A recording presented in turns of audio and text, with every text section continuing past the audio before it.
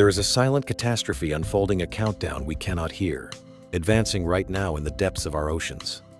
If this process is not stopped, it could mean the end of marine life as we know it, and the destabilization of the climate, with consequences we can barely imagine. The fate of the planet, our fate, depends on an invisible army of creatures, so tiny that thousands of them could fit inside a single drop of water. They are the unsung heroes, the microscopic titans that sustain all life in the sea, and, to a great extent, life on Earth. And they are disappearing. This is not a science fiction movie. The threat is not an asteroid or a nuclear war. The cause of this potential apocalypse is far more subtle, yet infinitely more fundamental: the gradual disappearance of the most crucial organisms on our planet. Today, we are not going to talk about polar bears or the Amazon rainforest. Today, we are going to dive into the invisible heart of the ocean to discover how its collapse could drag all of us down with it. And to understand what is truly at stake, we must first meet these anonymous protagonists, because their silent struggle is, in reality, our own struggle for survival. Cuando piensas en el océano, seguramente te vienen a la mente ballenas, delfines o arrecifes de coral, pero la verdadera fuerza, el motor que impulsa toda la maquinaria del mar, es invisible. Este ejército microscópico se conoce con un solo nombre: plancton. Su nombre viene del griego plancton, que significa errante o vagabundo. Y es una descripción perfecta, porque estas criaturas no nadan contra la corriente, sino que se dejan llevar, formando una especie de sopa biológica global que es la base de todo. Pero no te equivoques. Su movimiento pasivo esconde un poder que define nuestro mundo. El plancton no es una sola especie, sino una comunidad enorme y diversa. Se divide principalmente en dos grandes grupos: el Phytoplankton y el Zooplankton.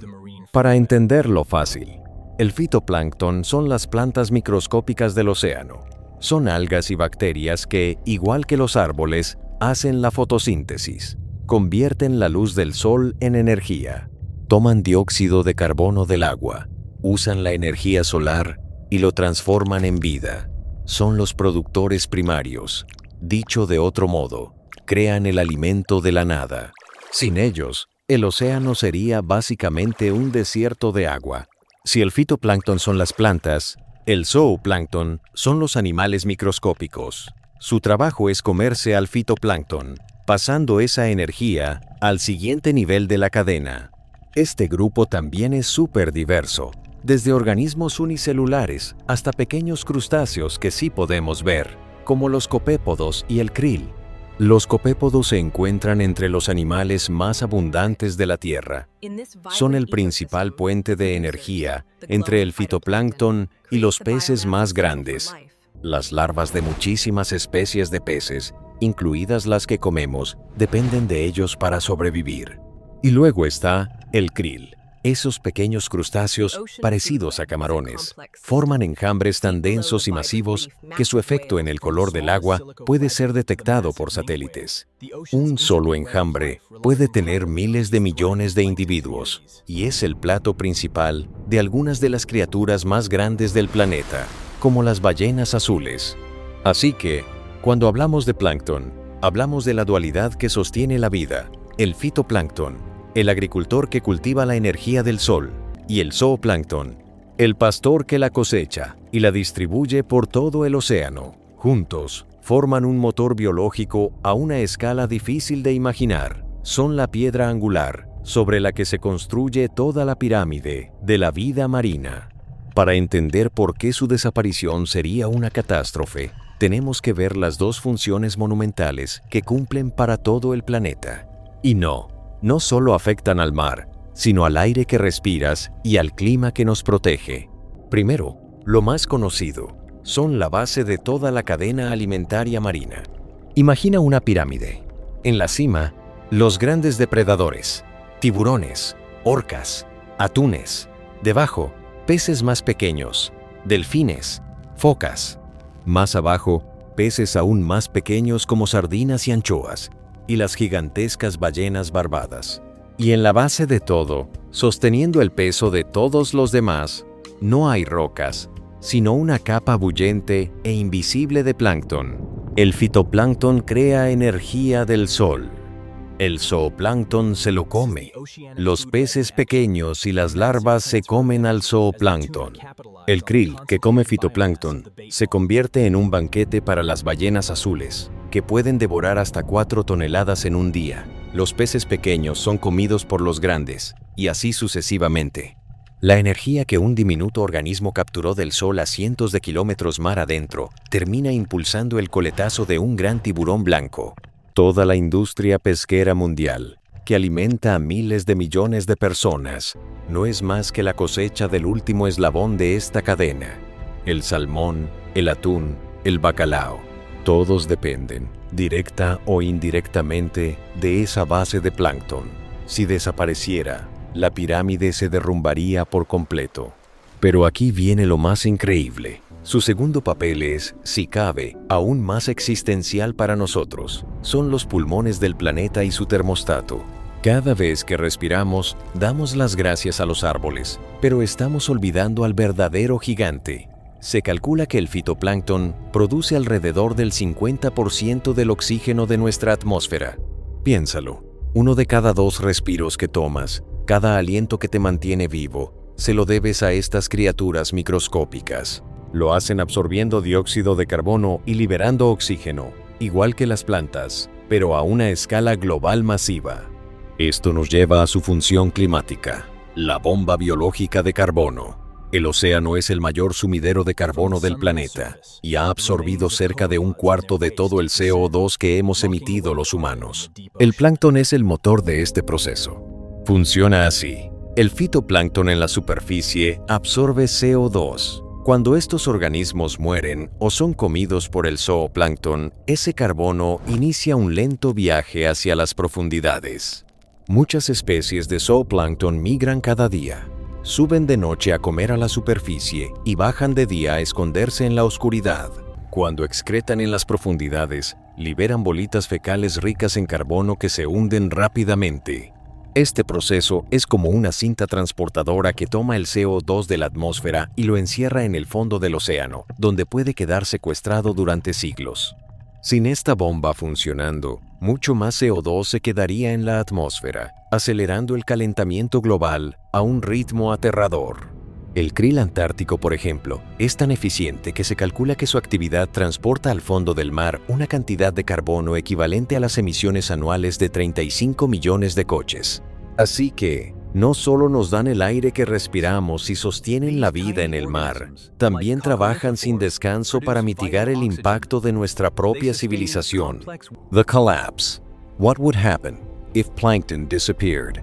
Let's carry out a thought experiment, a hypothetical scenario, but one that is useful for understanding the scale of the problem.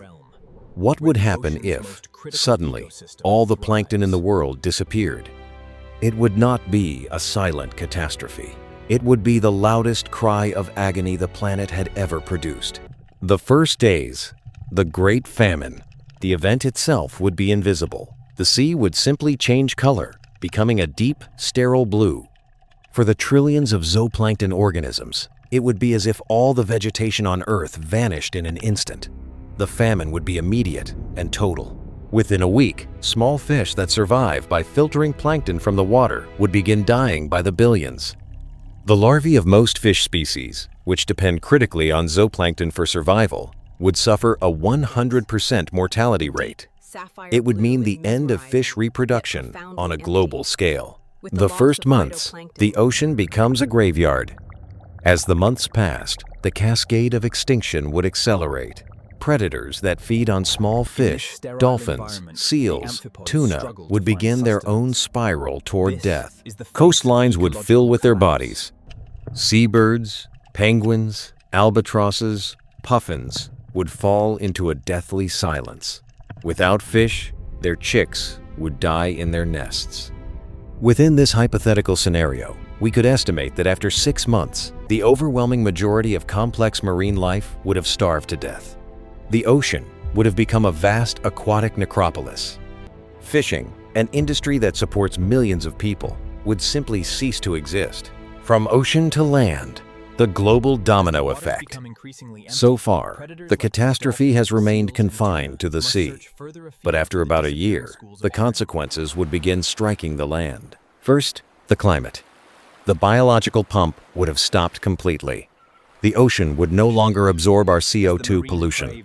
Carbon dioxide levels in the atmosphere would rise sharply, triggering accelerated and extremely dangerous global warming. We would see droughts, wildfires, and superstorms of unprecedented intensity. And then would come the slower, more sinister effect: suffocation. With phytoplankton gone, one of the planet's main engines of oxygen production would be broken. The atmosphere contains an enormous reserve of oxygen, so we would not suffocate overnight. But over the very long term, the percentage of oxygen in the air would begin to decline inexorably, making life increasingly difficult for large organisms like us. This scenario is a thought experiment, but it is based on real ecology. It demonstrates that plankton are not merely a minor detail, they are the foundation upon which everything else depends. The root cause, the real villain, is not hypothetical. The collapse we have just imagined is a tool for understanding what is at stake, but the truth is that this is not merely a what if. The decline of plankton is a scientific reality. It is happening right now, and its causes are painfully familiar. The real villain in this story is not some cosmic force. It is us. The catastrophe is advancing on 3 fronts: warming, acidification, and pollution. 1. Ocean warming. The ocean has absorbed more than 90% of the excess heat we have generated. Phytoplankton needs sunlight, which is available near the surface, and nutrients, which are found in colder, deeper waters. Normally, ocean currents mix these layers together. But as the surface warms, it becomes much less dense than the cold water below. This creates a barrier, a phenomenon known as stratification. Warm water floats above cold water, and the mixing slows or stops. Phytoplankton become trapped near the sunlit surface, but without enough nutrients. The result is that vast regions of the ocean are becoming biological deserts. 2. Ocean acidification. The ocean does not only absorb our heat, it also absorbs our CO2. When carbon dioxide dissolves in seawater, it forms carbonic acid. Since the Industrial Revolution, the acidity of the ocean's surface has increased.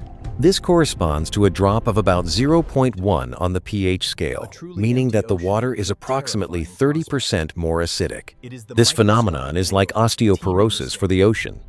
It is catastrophic for organisms that build shells or skeletons from calcium carbonate, including corals, shellfish, and, crucially, some of the most important plankton species. It becomes much harder for them to build their structures, which can even begin to dissolve, severely weakening the carbon pump that helps protect us. 3. Direct pollution. Finally, there is all the waste we dump into the sea. Fertilizers and sewage flowing into coastal waters can trigger explosive algal blooms, often toxic, commonly known as red tides. When these blooms die, their decomposition consumes oxygen in the water, creating massive dead zones. Although this phenomenon is concentrated mainly in coastal areas. And of course, there are microplastics. Zooplankton mistake them for food, filling their stomachs with useless plastic. In this way, plastic enters the very base of the food chain and travels upward until it eventually reaches our plates. These 3 forces combine to create a toxic cocktail.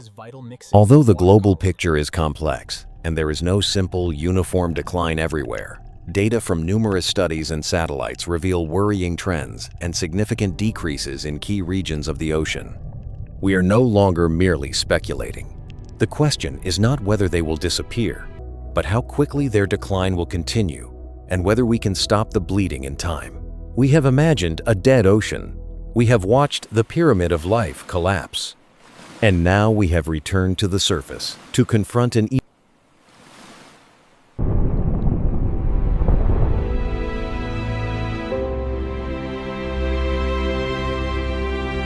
As carbon dioxide dissolves in the ocean, it reacts with seawater to form carbonic acid, altering the carbonate chemistry.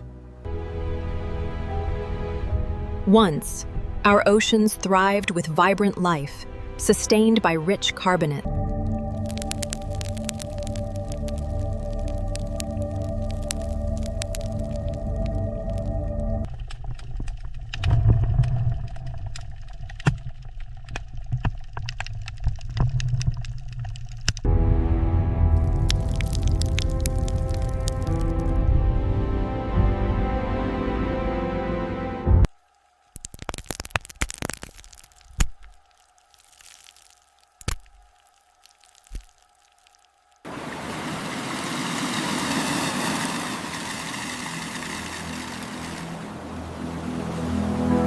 Agricultural runoff, rich in nutrients, creates the perfect conditions for these harmful algal blooms to thrive.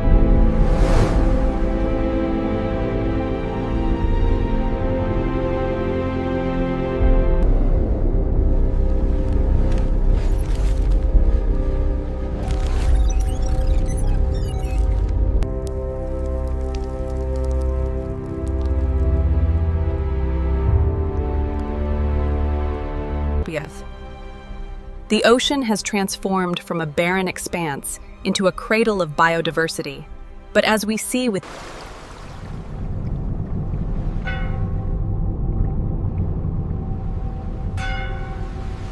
a vibrant display of life, reminding us what we stand to lose. Conservation efforts are more urgent now than ever.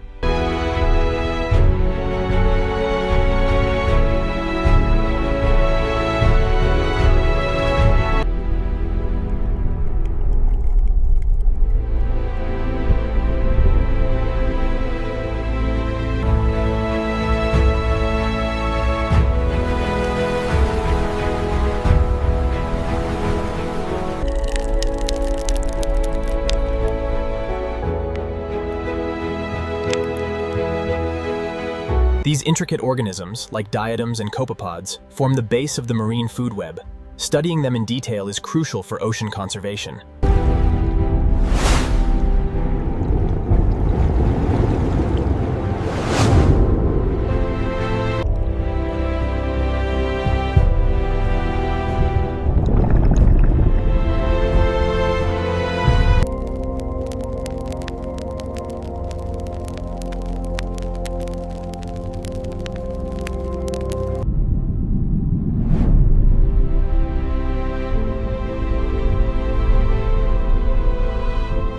A symbol of the healthy ocean, the fin whale glides through these waters. Its future, and ours, depends on our awareness.